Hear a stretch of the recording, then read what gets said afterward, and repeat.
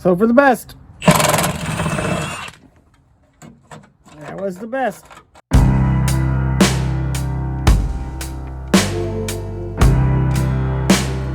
On today's episode, I'm going to be pulling the front and back seats out of a Chambler. I need to do that to figure out exactly where I'm at with the flooring, and it's a doozy. It's definitely going to be a lot of work. You'll see a lot more of that as we go through this video. Thanks for watching. Like, share, subscribe. Let me know what you want to see. Let's get to it. I got the gas tank out of the trunk. Now we're going to move on. See about pulling the rear seat and likely the front seat before I get it in the garage, and can't because I'm going to need it out to be able to do the work I need to do to the flooring. I'm gonna have to empty my 63 storage unit out so I have some place to put those seats. Let's see if anything's living in the Rambler. Nope. So I got the interior cleaned out, pulled into the trunk, do some things that had to go in the garage I'm gonna make a temporary patch with a hole in the floor because I don't want anything moving in over the winter. And I will pull the seats out of the Chambler and throw them in here in bags. Temporary patch installed. Ballast to keep it down. I don't see any fasteners securing the upper seat to the car, so I'm going to see if it'll just pull out.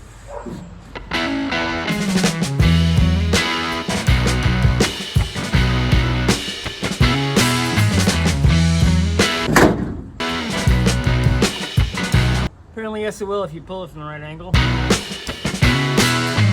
Now let's see what we can do about taking off the bottom. It appears that he has the seat in here with some kind of quarter turn anchor fasteners. Get the fuel tank wiring harness out of here. I can likely just take these bolts out and pull the seat.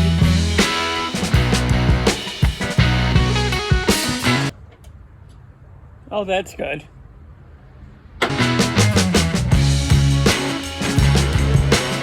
Get some power tools and get this sucker out of here. Be interesting to see if he has anything else securing this down. I don't think so. We'll see in a minute. Yeah, he does. The same type of hook and eye fasteners on the bottom. There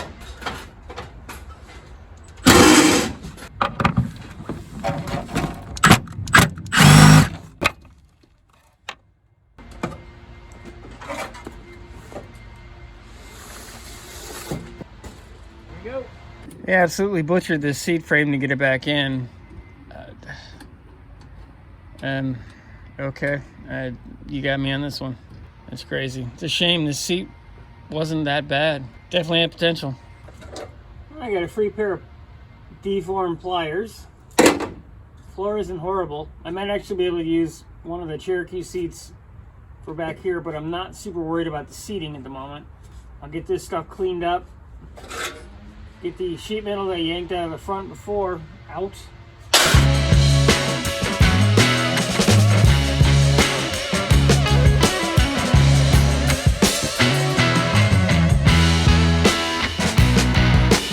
Now with both rear seats backed up, I'm going to throw them in the Rambler.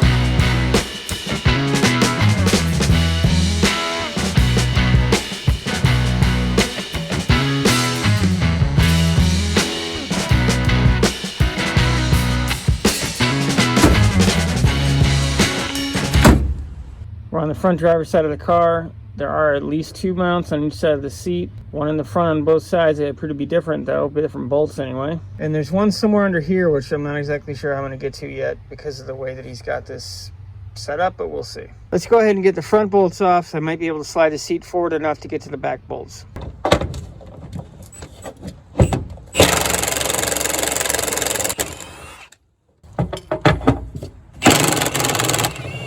I figured, what the hell, I'll see if I can get the rear bolt off. I can't, but I at least got it threaded out quite a bit. Now let's hit the passenger side.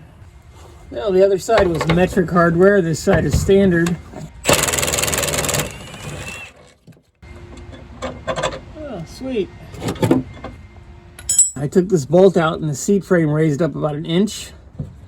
I'm likely going to need these back in here to some extent to allow me to move the seat.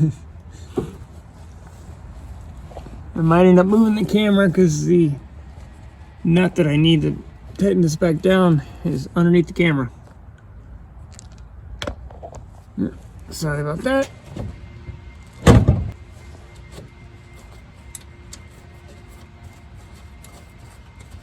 Now hopefully with the fastener still at least in position in the front, I can slide the seat forward, get the rear bolts, find out in a minute. The way he has the seat jammed into the floor where the hump for the transmission is, and the fact that you can't fully engage the release for the slider on the seats means I'm going to have a hell of a time getting to those back bolts. I was able to get the passenger side to slide up just enough to access the bolt.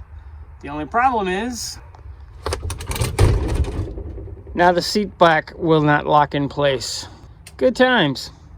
I was able to get an open-in wrench on the passenger side rear seat bolt. So for the best. That was the best. Now onto the driver's side. With the passenger side of the seat unbolted, I was able to get just enough movement and the track on the driver's side to get access to the bolt. Let's get this bad boy off. Oh, the bolt came free. This is gonna be fun. Hopefully we can get the darn seat out.